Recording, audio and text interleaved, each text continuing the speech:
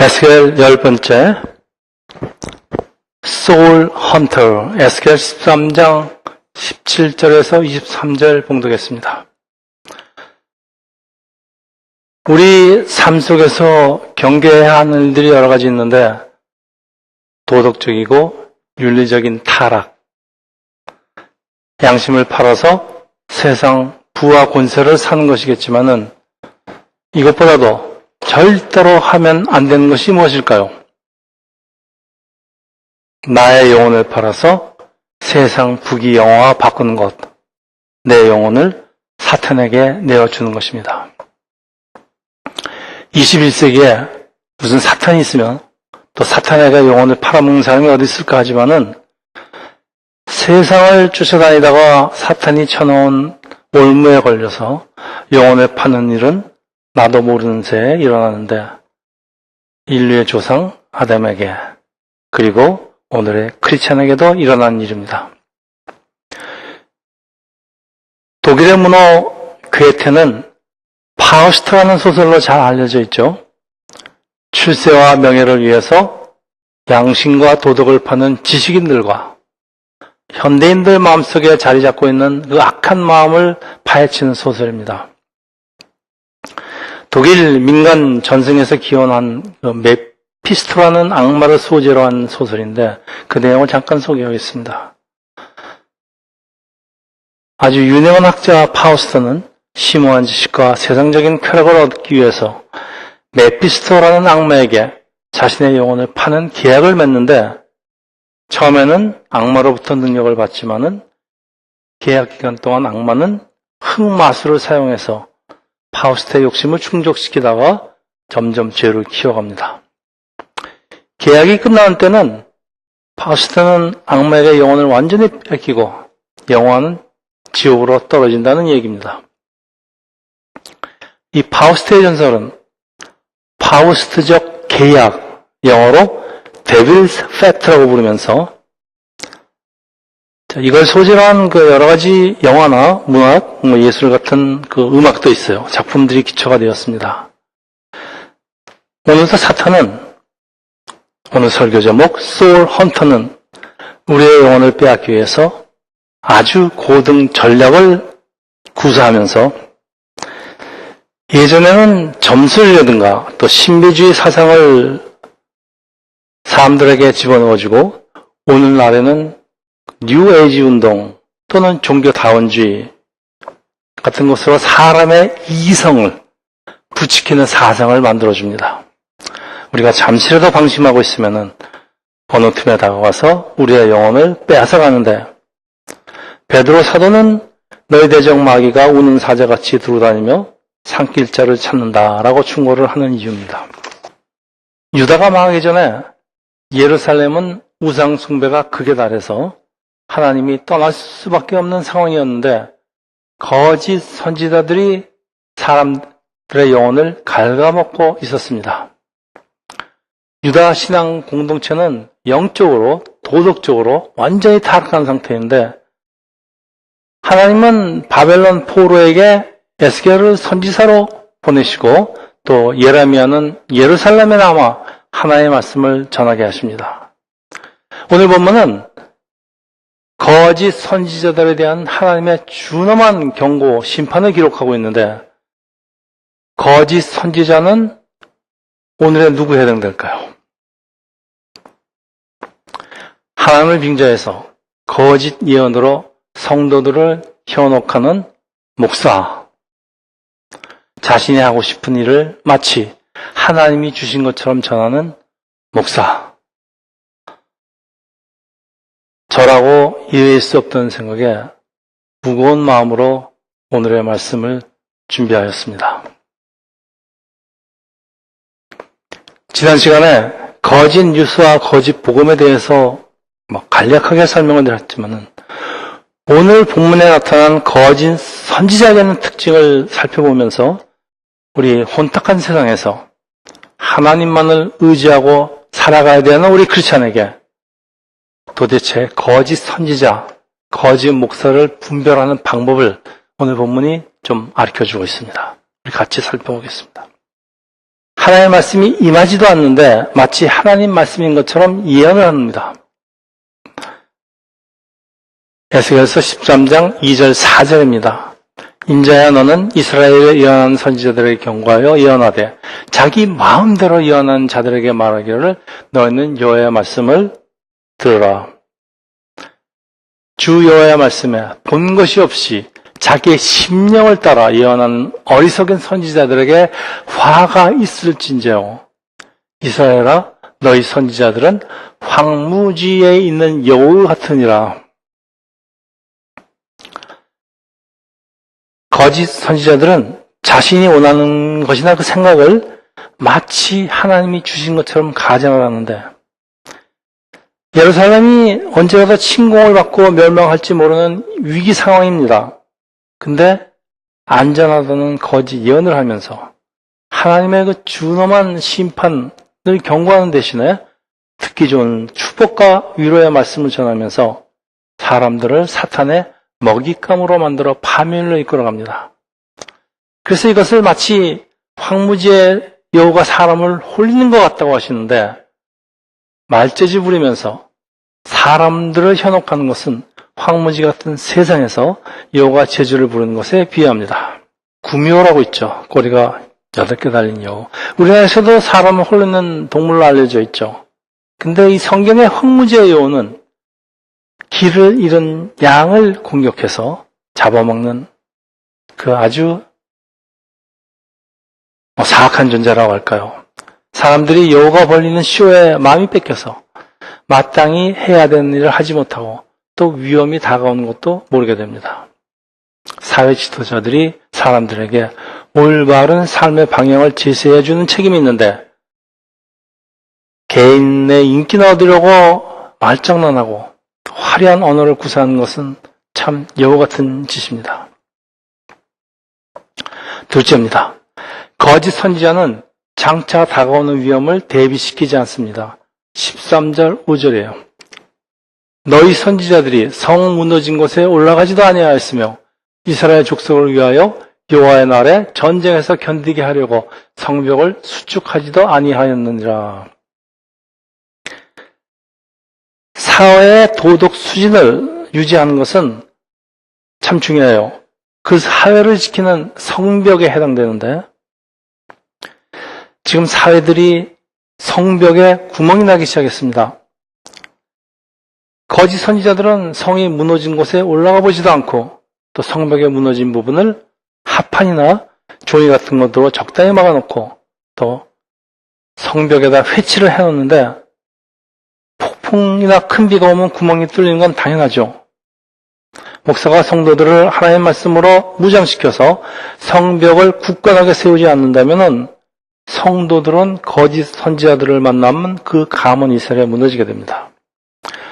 영적으로 나약해진 다윗, 바세바 사건을 라는 큰 죄를 저지르고도 죄인 것조차 모르고 있습니다. 선지자 나단이 찾아와서 다윗을 회개시키죠. 그러나 이 거짓 선지자들은 성도들의 잘못과 죄에 전혀 관심이 없어요. 오직 자기의 유익을 위해서 사람들의 비유만 맞추면서 또 그 성도들로부터 뭐 얻을 거 없나 이런 데 관심만 집중합니다. 영적으로 사회가 위기에 처했을 때 정확하게 상황을 알려서 우리 힘을 모아서 어둠의 세력에 대비하는 것을 크라이시스 미니스트리라고 부르는데 우리 보통 모여서 통성기도하고 에스겔서 13장 8절에서 9절입니다. 거짓 예언자들은 허탄한 묵시 또 리빌레이션 같은 것을 보고 거짓된 점괘를 말하면서 사람들에게 허황된 것을 탐하게 하고 또 헛된 희망을 씻어줍니다. 8절에서 9절입니다. 그러므로 주 여호와께서 이같이 말씀하셨느니라. 너희가 허탄한 것을 말하며 거짓된 것을 보았은즉 내가 너희를 치리라. 주 여호와의 말씀이리라. 지금 현대사회는 구멍이 뚫린 사회입니다. 도덕적으로, 영적으로 많은 문제를 가진 사회예요. 종교, 정치, 사회 지도자들이 황무지의 여우처럼 자신의 인기만을 추구하면서 사회의 안정과 성벽 보수에는 관심이 없어요. 그렇지만은 참 목사, 참 선지자라면은 반드시 해야 하는 아주 중요한 사역입니다. 셋째, leader and appraiser라고 그랬습니다. 참, 지가 무슨 appraiser야. 세상 사람들이 이 시대와 장소에 관계없이 점치는 거 굉장히 좋아합니다. 미국 여기저기에 사이킥 리딩이라고 쓰여진 사인을 아주 쉽게 찾아볼 수 있는데, 여러분 교회에서도요, 이 비슷한 프랙티스가 벌어집니다.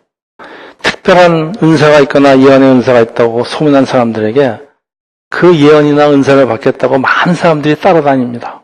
좀 많이 봤습니다. 물론 성령의 은사를 받은 분도 있어요. 그렇지만 거짓 사역을 하는 사람들이 훨씬 더 많은 것 같아요. 성령의 역사를 이용해서 자신의 유익을 얻으려는 사람들이 과연 무사할까요? 네. 하나님은 이런 허탄한 것을 전하는 사람들은 하나님 공회에 들어오지 못한다. 이스라엘 백성의 자격을 박탈하신다는 경고를 하시는데 구원을 받지 못한다는 말씀입니다. 자, 그 사람들이 구원을 못 받는 것은 어쩔 수 없죠. 그렇지만은 이런 험한 것 현혹돼서 쫓아다니다가 따라다니다가 그러면 나의 영혼은 어떻게 될까요? 자, 넷째, 하나님 심판이 임했는데도 불구하고 평화롭다 하며 사람들을 안심시키고 하나님의 임박한 심판을 알리지 않습니다. 10절에서 13절입니다. 이렇게 칠 것은 그들이 내 백성을 유혹하여 평강이 없으나 평강이 있다 함이라. 어떤 사람이 담을 쌓을 때 그들이 회치를 한도다. 그러면 너희는 회치한 자에게 이르기를 그것이 무너지리라. 폭우가 내리며 큰 우박덩이가 떨어지며 폭풍이 몰아치리니 그 담이 무너진 즉 어떤 사람이 너에게 말하기를 그에게 칠한 회가 어디 있느냐 하지 않겠느냐.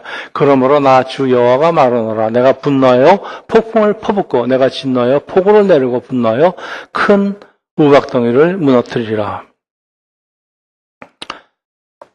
여러분, 목사나 선지자는 사람들에게 희망을 주고 또 힘을 북돋아주는 그런 책임이 있어요. 근데 하나님 말씀 대신에 세상 것들만 추구하는 사람들에게는 심판과 경고의 말씀도 마땅히 전해야 됩니다. 하나님의 말씀, 죄에 대한 근본적인 치료를 하게 하는 능력이 있기 때문인데 이 거짓 선지자들은 이런 거에 관심이 없어요. 자신의 유익만을 추구하면서 바벨론이 이제 곧 쳐들어와서 이스라엘은 멸망할 것인데도 불구하고 평강이 있다고 거짓 예언하면서 이 구멍난 성벽을 종이 같은 것으로 대충 맞고 회칠하고 다 고쳤다고 생색냈는데, 자, 이 사람들은 왜 사실을 사실대로 말해서 같이 고치지 않는 것일까요?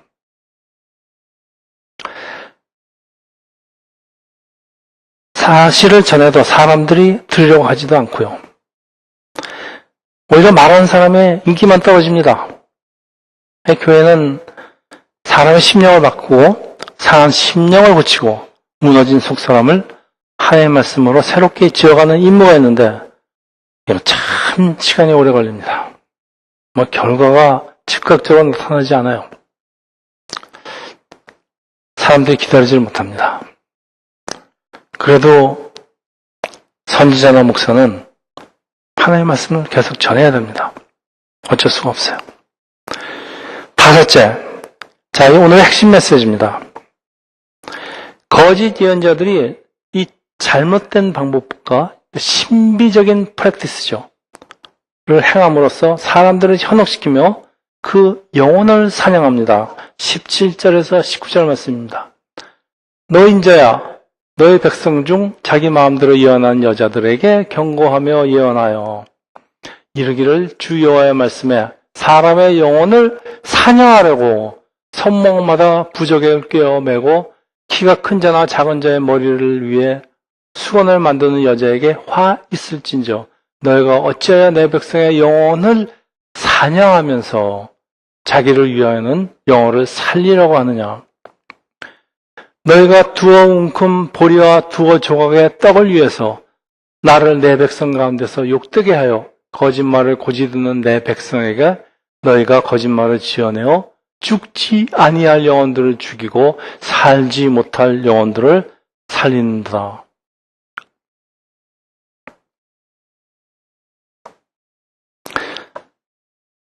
영혼을 사냥한다. 참 무서운 말씀이에요. 영혼을 사냥한다는 이 구절이 아주 다양하게 번역된 이유가 뭘까요?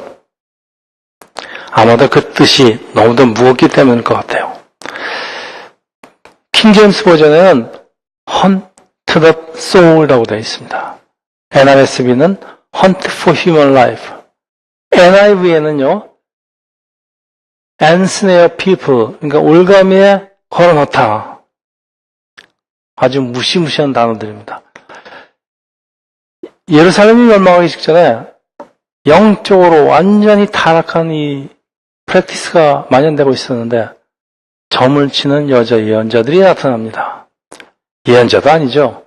차라리 위치나 소울서라고 부르는 것이 정확한 표현인데 이들이 사용하는 것이 매직 참, 베일 여기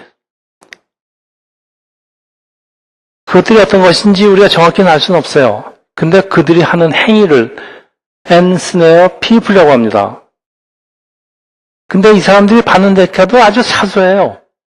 그렇지만 그 피해가 너무 막심하기 때문에 정의로운 사람들은 낙심시키고 악을 부추깁니다. Dishearten the righteous and encourage the wicked. 이 사람들이 하는 짓은 영적으로는 이 여우 같은 남자 선지자들이 하는 것보다 훨씬 더 사악합니다. 광야의 여우 같은 자들이 치는 그 장난에 비교하면은 이런 위치 같은 여인들은 사람의 영혼을 갉아먹는 신비주의. 근데 또 대부분 여성을 통해서 일어나는 이 신비주의 운동은 영적으로 하나님의 백성에게 아주 치명적인 나쁜 영향을 줍니다. 방석과 수건이라고 번역되어 있는데요. 정확하게 어떤 건지 모르겠지만 아마 오늘의 부적 같은 것으로 보면 될 것 같아요. 네, 팔에 방석을 매고 있으면 어떤 병이든지 막을 수 있고 악기의 공격도 물리칠 수 있고 수건을 쓰고 있으면 하나님의 축복이 임한다고. 한편으로는 겁을 주면서 사람들의 마음을 현혹합니다. 근데 그 대가가 두어 엉큼 보리와 두어 조각 떡을 위해서 참 값도 쌉니다. 그러니까 강한 사람들에게 아주 급속도로 퍼져나갑니다. 싸니까. 그래서 당시에는 팔뚝에 이런 부적 같은 거 달지 않은 사람이 없다고 전해집니다. 하나님은 이런 행위를요, 영혼을 도둑질하는 정도를 넘어서 영혼을 사냥하는 것, 소울 헌팅이라고 하십니다. 여러분, 도둑질하고 사냥질하고는 근본적으로 다릅니다. 도둑질은 주로 생계형입니다. 사냥질은 이건 오락을도 하고, 많이 다릅니다. 자, 예루살렘에 하나님이 따라가니까 여호 같은 선지자들도 등장하고 또 점치는 여인들도 등장해서 이 여인들은 아예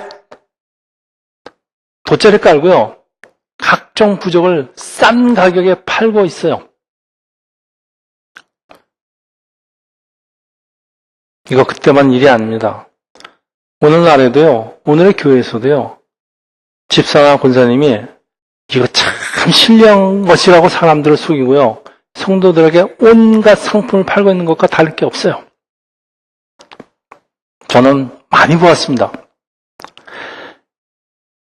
이거 생계를 위한 짓도 아니고 말이죠. 이거는 영혼을 사냥하는 거예요.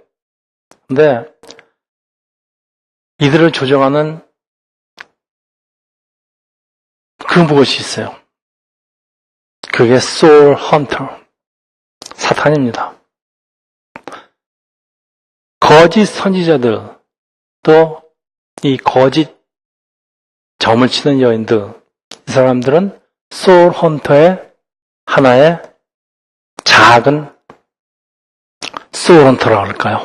네. 자, 하나님을 믿는다고, 그리고 교회에 출석하는 사람들도 참 신비한 것들을 좋아합니다. 왜 그럴까요? 교회에서 드리는 예배나 각종 행사에서 그 어떤 것을 느끼지 못해서 그럴까요? 뭐가 없어서 그럴까요? 목사님이 말씀을 선포하지만은 도대체 마음에 와닿는 게 없어서 그럴까요? 오직 하나님의 말씀을 전하는 목사의 설교가 참 지루하기 때문일까요? 아니면 나의 마음밭이 갈아지지 않아갖고서 딱딱하게 굳어있기 때문일까요? 사람들은 지루한 하나님의 말씀보다요, 더 작은 것을, 자극적인 것을 찾아다니면서 다른 사람들은 참 이상한 체험을 하는데 왜 나에게는 없지? 하면서 특별한 은사를 강구하지만요. 여러분, 이거 하나 분명히 아십시오. 건강한 신앙생활은 이 환상이나 어떤 신비한 감정에 도취되는 게 아니에요. 여러분의 맑은 이성으로 하나님에 대해서 조금씩 알아가는 것이 건강한 신앙생활입니다. 성령이 주시는 은사가, 신령한 은사가 있는 건 사실이에요. 그런데 신비한 은사에 집착해서 여기저기 심령 부흥 집회, 그런 데 쫓아다닙니다. 아주 바람직한 자세가 아니에요. 한동안 유행하던 그 프랙티스가 있어요. 참 많이 유행됐었습니다, 옛날에. 목사가 머리에 손을 얹고 안수하면요, 사람들이 팍팍팍 쓰러집니다. 그 쓰러진 사람이 한동안 바닥에 누워서 일어나질 않아요. 자, 이런 프랙티스를 통해서 평소에 느끼지 못했던 그 어떤 것을 느끼면서 큰 은혜를 받은 것으로 착각들을 합니다. 그러나 이건 대부분의 감정적이고 일시적인 흥분이나 황홀감, 일종의 엑스터시 같은 그런 느낌이라고 생각을 합니다. 그런데 이런 엑스터시에 중독된 사람은 티피컬한 예배는 예배 같지도 않다고 합니다. 그래서 좀 이단적이고 신비적인 예배만 쫓아다니고, 또 목사들도요, 이런 프랙티스를 자신의 목회를 크게 만들기 위해서 그런 도구로 사용합니다. 옛날엔 참 많이 유행했습니다. 여러분, 하나님은요, 사람의 상상을 초월한 분이세요. 그렇다고 사람의 이성을 마비시켜야만 느낄 수 있는 분이 아니에요. 하나님은 사람의 건전한 이성으로서도 인지할 수 있는 인격체입니다. 그리고 하나님도 그걸 원하시기 때문에 우리 사람에게 이성을 주시는 이유입니다.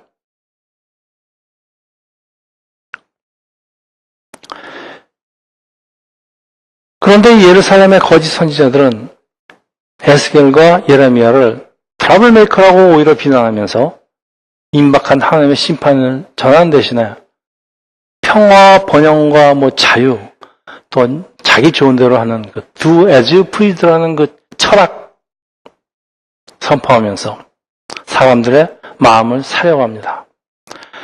자칭 자신을 선지자라고 하면서 사람들이 듣고 싶어하는 말씀만 선포하고 이 도덕적이고 영적인 위기를 전하는 대신에 사람들 마음에 헛된 그 우상만 심어줍니다.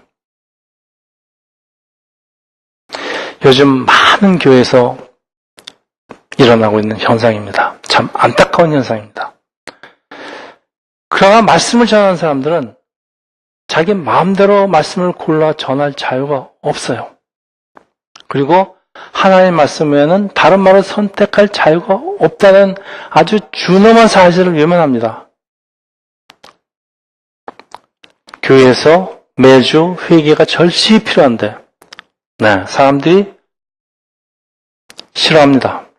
그러니까 여러분 그런 거 안 해도 괜찮다. 오히려 평강이 있다 안심시키고 결과적으로 우리의 영혼을 파멸로 인도합니다. 오늘날 하나님의 말씀은 점점 없어지고요. 종교다원주의, 뉴에이지 운동, 세계평화주의, 아주 신비주의가 교회에 만연하고 이런 거짓 선지자들에 의해서 우리 영혼이 사냥당하고 있습니다. 눈에 보이지는 않지만은 이런 일들을 뒤에서 조정하고 있는 소울 헌터가 존재하기 때문에 그래서 아마 괴테의 파우스트라는 전설도 있고 소설도 있고 그런 것 같아요. 말씀을 마치겠는데 많은 미국 사람들이 교회 1년에 4번밖에 출석하지 않아요. 그리고 종교난에 크리스찬이라고 적습니다. 한 기독교 기관의 조사 발표에 하면요. 미국 성인 중에 6명 중에 1명이 뉴 에이지에 관한 것 중에 한 가지 이상을 받아들인다고 합니다. 그리고 80%의 크리스찬이 하나님을 믿는다고 하면서도요. 뉴 에이지 사상을 받아들인다고 합니다. 여러분, 기독교하고 뉴 에이지 운동은 공존할 수가 없습니다. 기독교는 완전히 하나님 유지입니다. 그렇지만 뉴 에이지 운동은 사람의 이성을 자극해서 사람의 이성대로 우리는 하나님 없이도 우리는 어떤 도에 도달할 수 있다고 주장하는 것이 뉴 에이지 운동입니다. 또 아무런 종교도 믿지 않는 사람조차요. 이 신비주의적인 아주 긍정적인 생각을 갖고 있다는데 이런 신비주의는요. 동서고금을 막론하고 세상 사람들의 마음을 지배하고 있다는 건 놀라운 사실입니다. 숨어서 이것처럼 장난을 치는 영적 존재가 소울 헌터, 사탄입니다. 사탄은 자신의 존재를 숨깁니다. 그리고 사람들 마음에 신비주의 사상, 뉴에이지 운동, 점치는 거 이런 것들, 사이킹 리딩 이런 것들을 심어줍니다. 아주 허황된 것 섬기면서요. 또 한편으로는요. 그러니까 하나님도 사람이 만들어낸 신비주의의 산물이야. 하나님이 존재하지 않아. 이런 아주 고도의 전략을 쓰지만요. 여러분 분명히 알아야 하는 사실은 하나님은 세상을 창조하시고 통치하시는 인격체, 그리고 사탄은 하나님 하시는 일을 항상 방해하려고 그런 실존하는 영적인 존재라는 사실입니다. 세상 사람들 이런 사실 몰라요.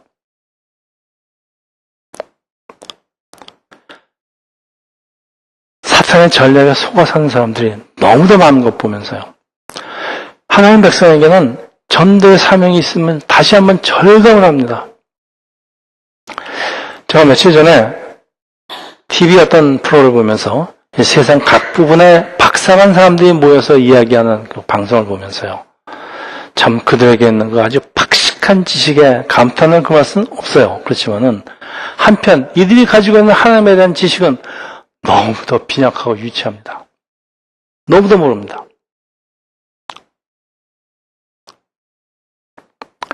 하나님을 모르는 사람들은 아무리 박사라도요.